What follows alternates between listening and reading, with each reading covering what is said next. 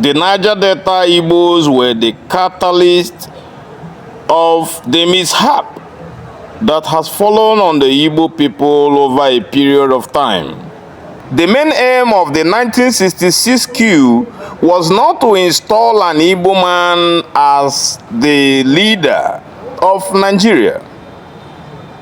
If you read the works of Ben Bullier, or if you look at the works of Adewale Ademoyega, when he wrote the work or his book, Why We Struck, the ideology of the coup plotters was not to install Aguiyi Ironsi as the leader or the supreme leader of the country, but it was rather to install a man of who they saw as a man of a noble character in the person of Obafemi Awolowo.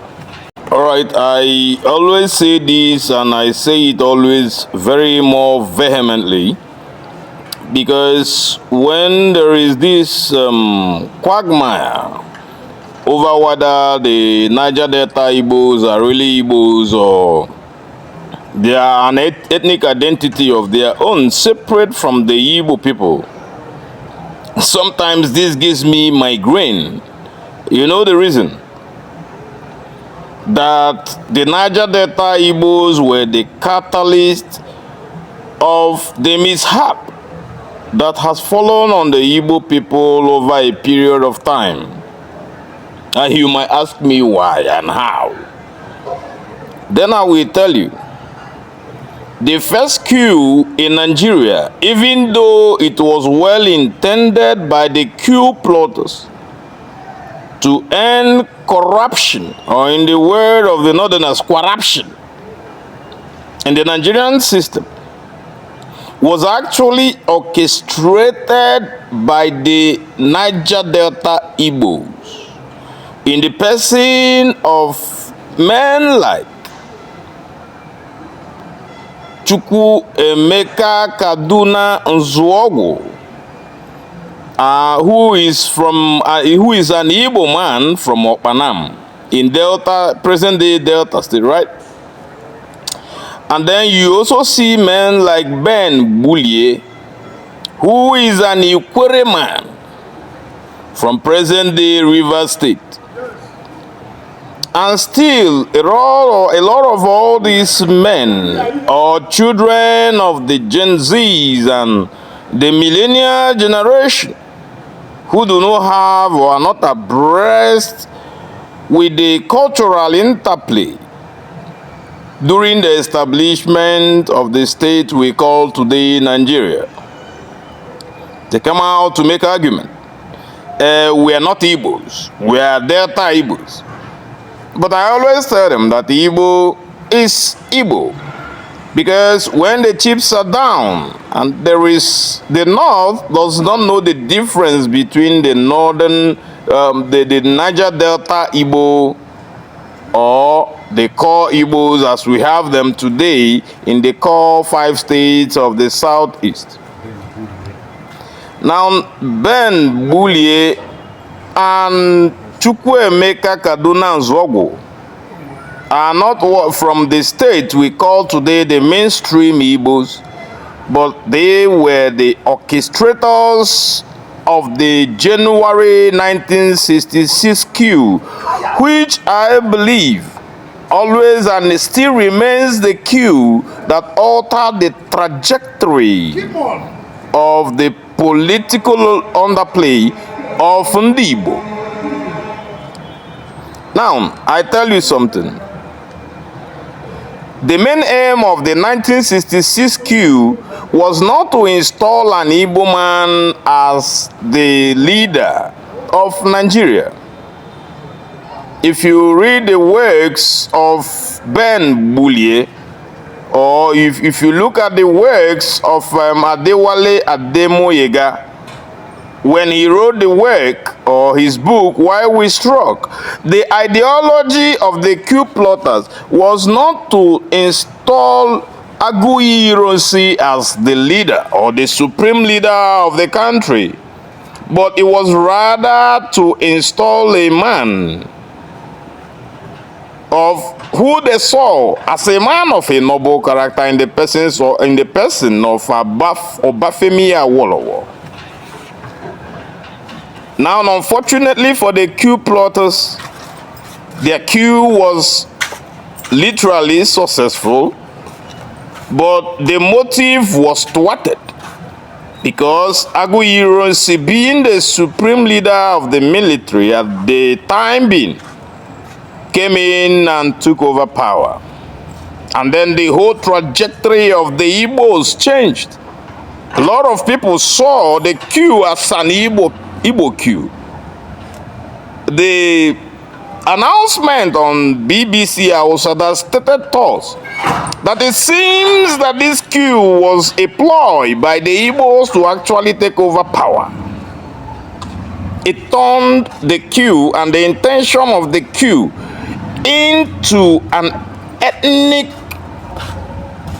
coup, and it turned it to begin to have an ethnic coloration.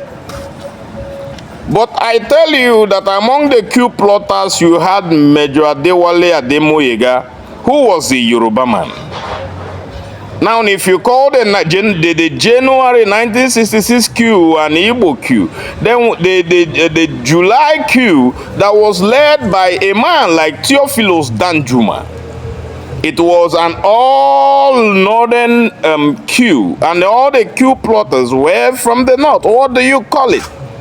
A northern coup? The motive of that coup or the coup plotters was not to turn Nigeria better, but actually to return the northern hegemony. Because if you look at the casualties of the coup of 1966, January 1966 coup, you see that a lot of them were either the Yorubas or the Hausa elite.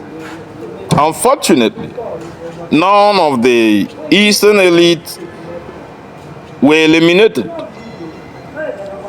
And now, sometimes it beats my imagination when the Niger Delta Igbos, as they claim to call themselves, actually comes out to say that they are not Igbos, just to play the minority card, without knowing or acknowledging the fact that they put Igbos into this quagmire that we are in today.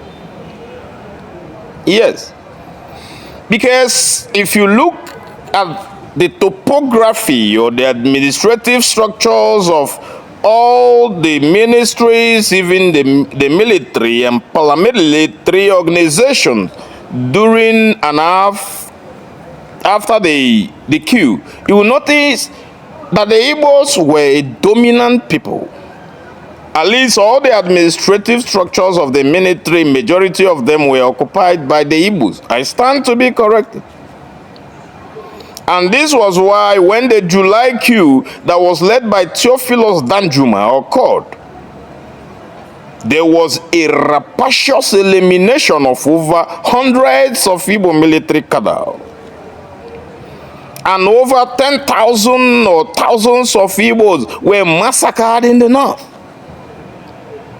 And this was the reason that necessitated the secessionist movement by Ojukwu and a lot of the administrators of the region that he governed as at then. Now, the fight for Biafra at the time was a necessary evil, because as a good leader, you cannot withstand or sit tight and see your people being exterminated in what can be referred to as a pogrom in the north, and then you allow your people to remain, or you allow that country to remain as it was then. But today, the Igbo people persistently and still suffer from the actions of the so-called Niger Delta Igbos. I always tell people, Igbo is Igbo. There were a lot of elements. In the January 1966 coup, you had the Yorubas and you had the Igbos. Some of the Igbos are from Niger Delta. Some of them, like Adewale Ademoyega, is from Yoruba. It had, at least minimally, a representation from the Yoruba tribe. So when you blame Undibo for actually organizing and orchestrating the first coup, remember that the Yoruba man, Adewale Ademoyega, was involved in that coup.